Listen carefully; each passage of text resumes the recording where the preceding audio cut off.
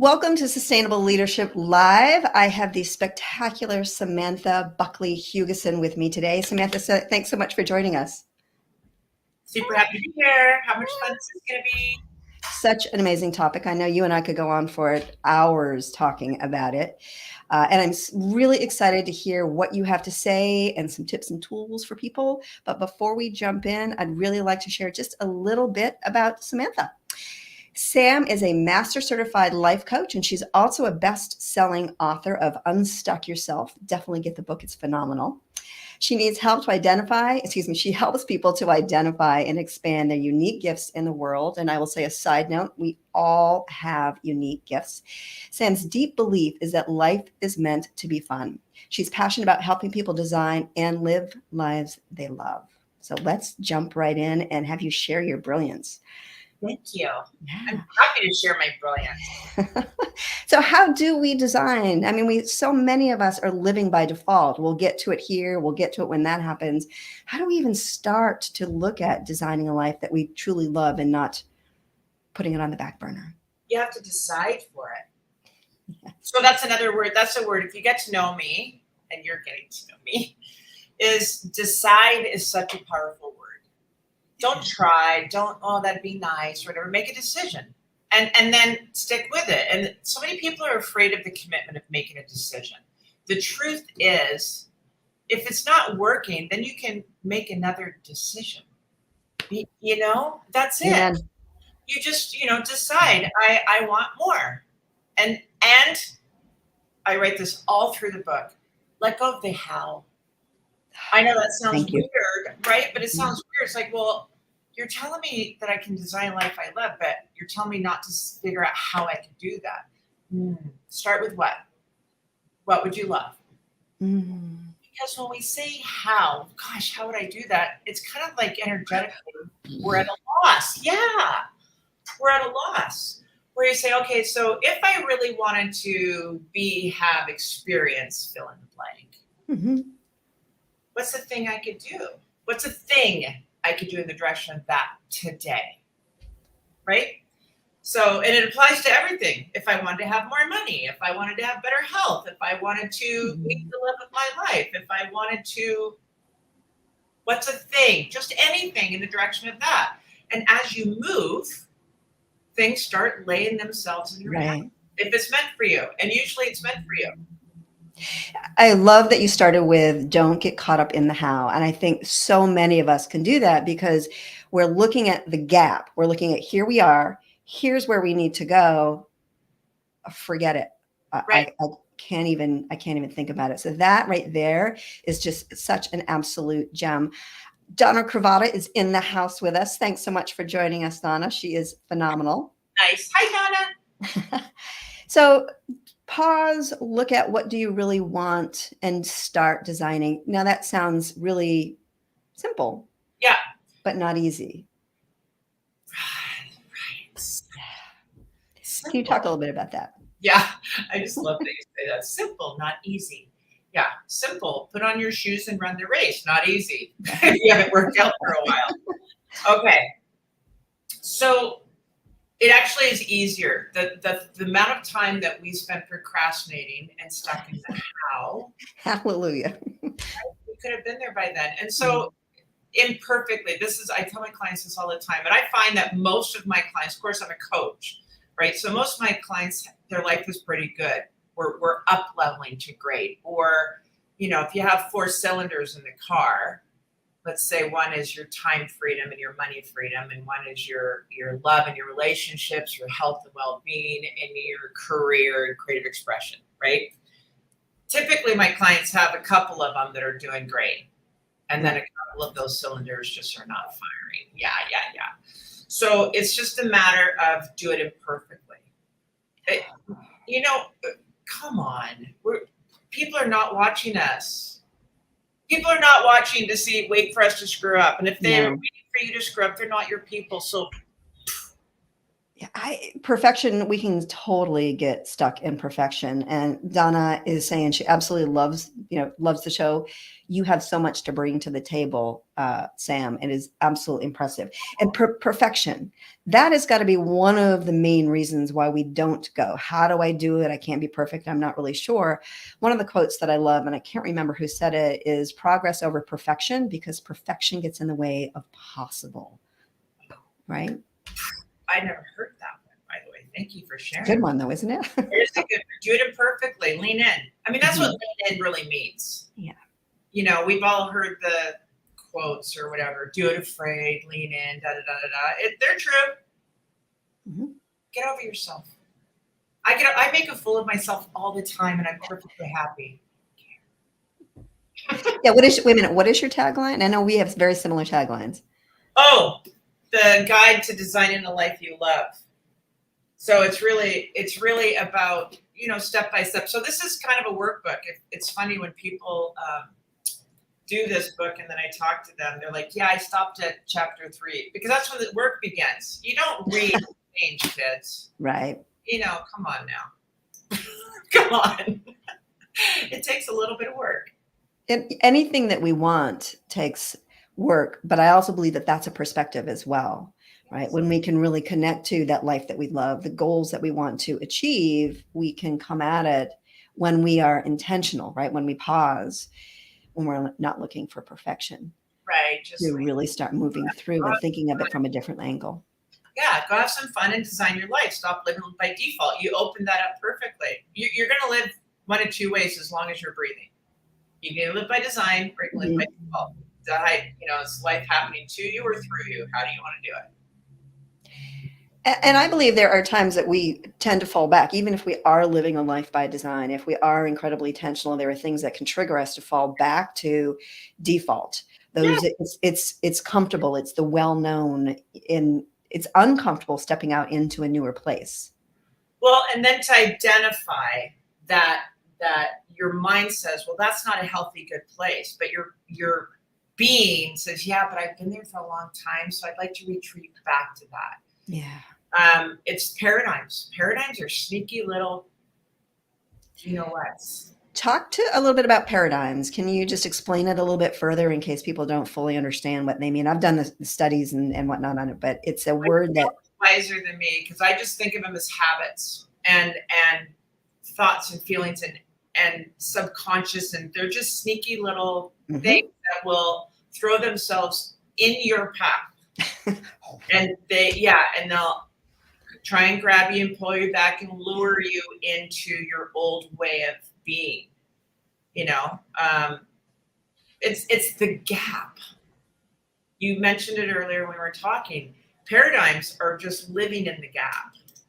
Oh, and so they can really grab you by the ankles, and you don't even know it. I think often we think of it as just the way that we are, just the way things are.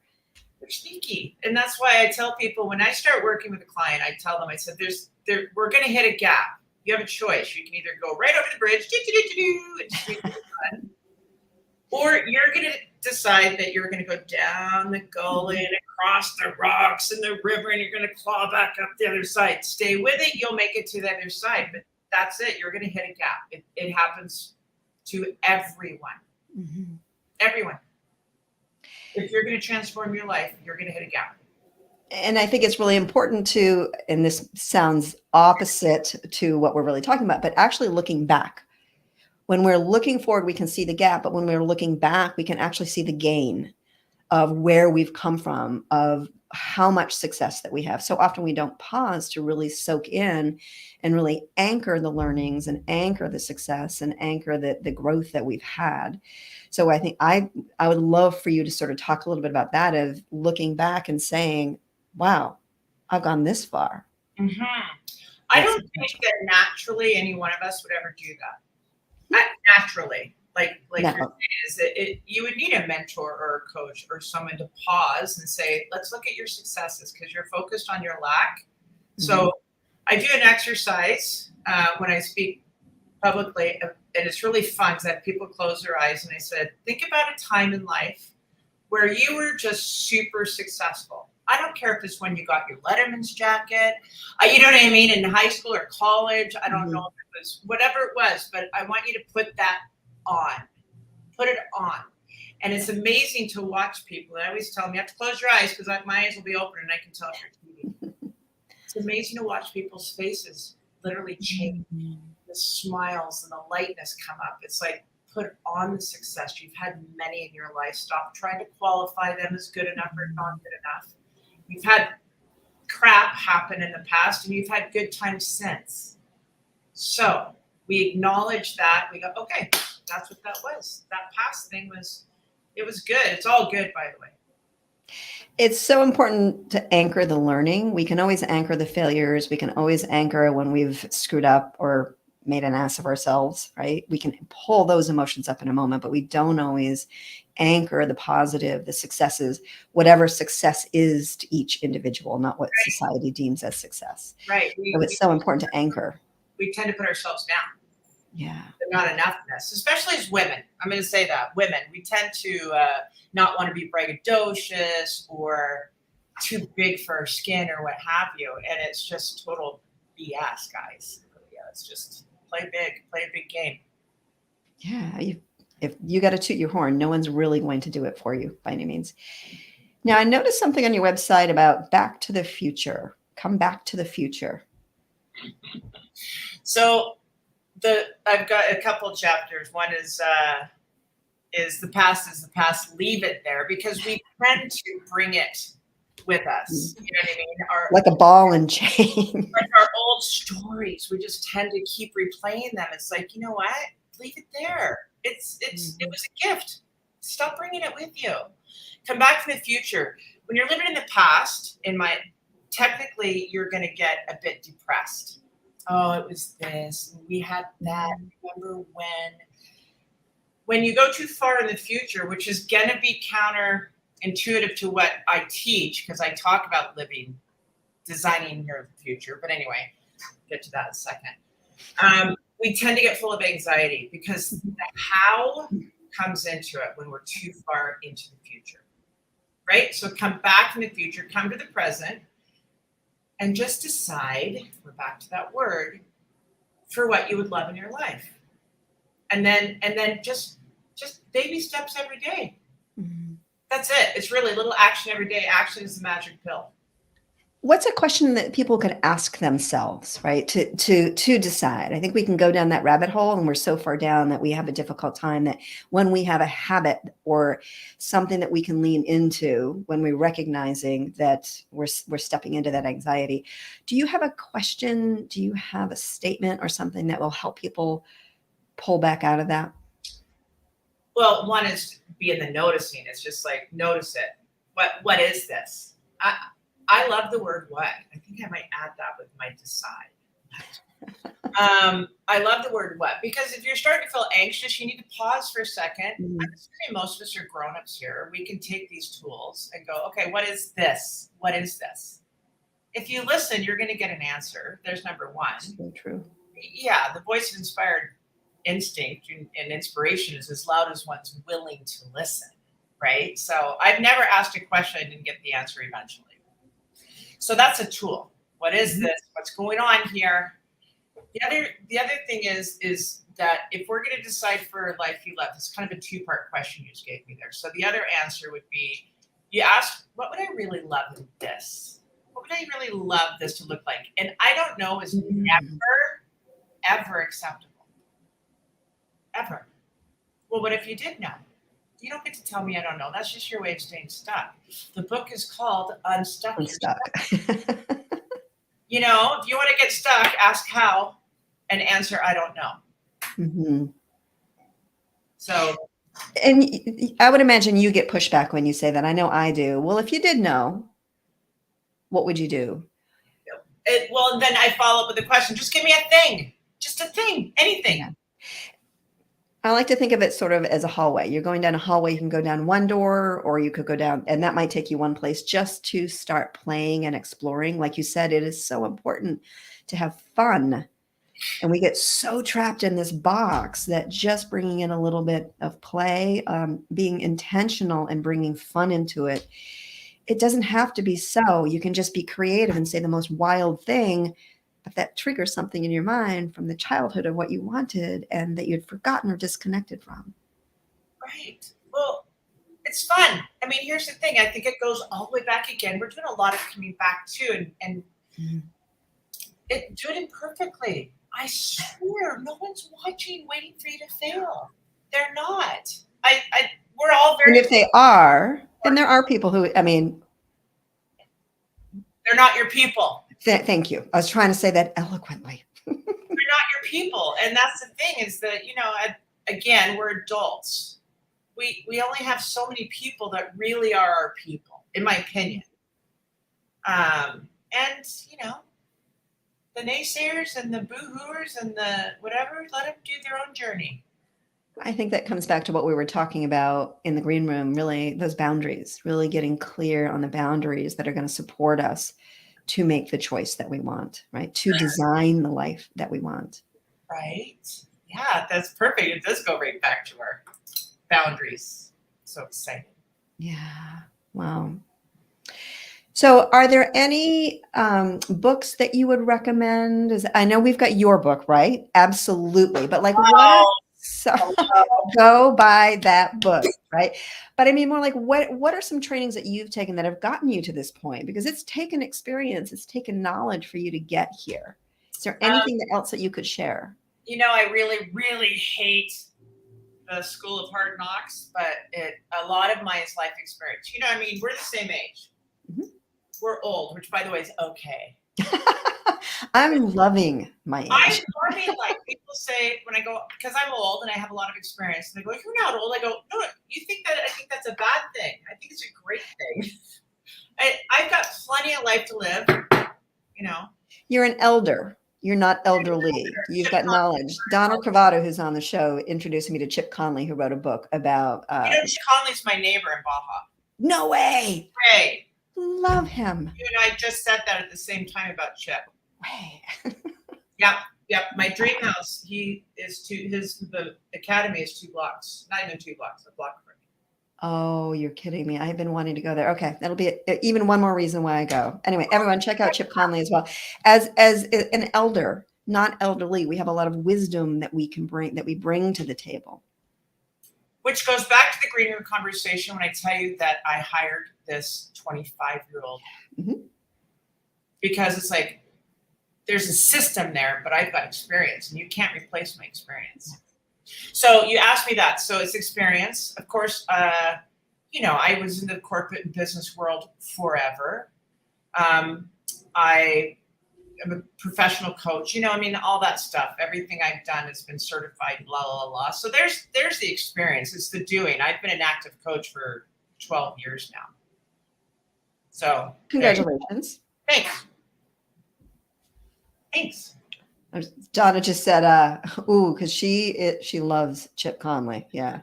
Really? Come on down, you guys. Come down. Have you went to Pescadero, not New Mexico. I'm not in the New Mexico one. Donna's been talking about it for a while. She wanted to go, I think right before COVID, but that didn't happen. So, well, this has been absolutely fabulous. Believe it or not, we are just about at time, which always blows me away how fast this goes. I would love, is there any question that I did not ask you that you wish that I had or that you would have asked yourself? No, I don't think so. We had a great time. I think you asked me really important, big questions that made me think this early in the morning. So I do have one more question for you, which is what one habit or skill set have you leaned into that helps you lead a more sustainable life? Develop a PEMP. Develop a what? A PEMP. A powerful, important morning practice. I'm like, what? That's how people remember it. It's in the book. I love it. I haven't heard you talk about that before. Yeah. PEMP is a powerful, important morning practice. Yes. And really, it'll change everything. Mm-hmm. So that's my best advice is if you only have one practice, do that. I'm with you. My morning practice actually starts the night before by laying out my yoga mat. So I have to put it away if I'm not going to do it. I used to sleep in my workout clothes. You're kidding. Okay. That is like Up Because if and at 'em. if I didn't, I'd make an excuse. Oh, I'll go later. No, you won't. Yeah. Hey, if it works, don't question. Don't question. So Right. awesome. Sam, thank you so much for showing up and sharing your brilliance with us today. Where can people reach out to you, connect with you? I would say my website is the easiest, and it's a Designed Life LLC. LLC. Of course, you can find me on all social media, Insta, Facebook. But I'd love people to And connect. is it at Design Life? What is the handle for your favorite social platform for people to follow you? I don't have a favorite. Okay. Come to my Facebook page. I mean, not my Facebook. Come to my website, because then we can like talk in the newsletter and all that. And I have some fun goodies on it, free goodies and things like that. So You have a freebie? Do you want to mention it so people can sort of? yeah, it's a 30 days from good to great, and it's just a drip that gives 30 days of inspiration and motivation and love and kindness and gentleness for one's soul. So there you go. Awesome.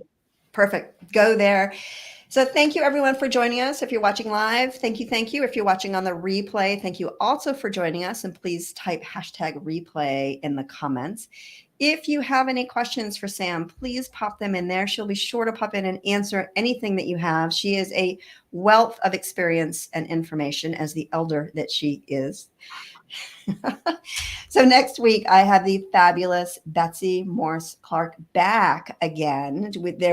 Had a lot of people wanting to hear her conversation again. We're going to be talking about comparison, joy, and also really leaning into our strengths and how to utilize them to really be more joyful. So that is next week, June 15th, 10 a.m. East Coast and 7 a.m. West Coast. Sam is coming in. You're 2 or 3 hours behind us. Mountain time. Mountain time. Okay. So 2 hours, but thank you for getting up so early and sharing your brilliance. I really appreciate it. Super fun. All right. Thanks so much. Take care.